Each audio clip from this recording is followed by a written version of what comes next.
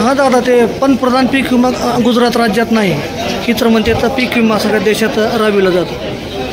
खरं तर ही योजना माझ्या पहिल्यापासूनही मत आहे, आजही मत आहे की पंतप्रधान पीक विमा योजना ही फक्त कंपन्यांचा भलं करण्यासाठी, कंपन्यांची खळगी भरण्यासाठी हे सरकार राबवत आहे.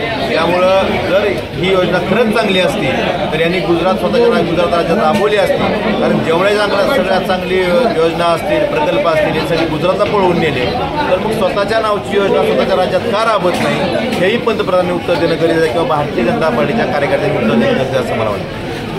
गुजरातचे 2 व्यापारी कोण आहेत? कोण आहेत गुजरातचे 2 व्यापारी? मोदी शहा आहेत का? पण ते मुख्यमंत्री म्हणले की आमच्या ही योजनाच महाविकास आघाडी पुढे चालवायला. कुठल्या?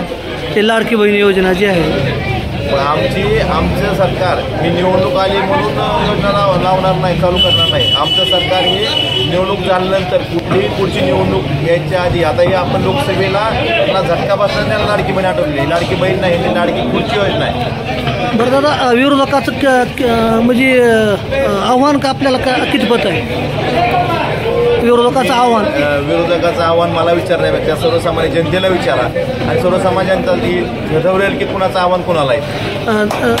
दादा ती काय म्हणते, तुम्ही म्हणता गुजराती, तर ती म्हणते धाराशिवचं जी गटारीचं काम दिलंय ती गुजरातच्या कंपनीला दिलं म्हणते. कोणी दिलंय? नगरविकास मंत्री कोण होते?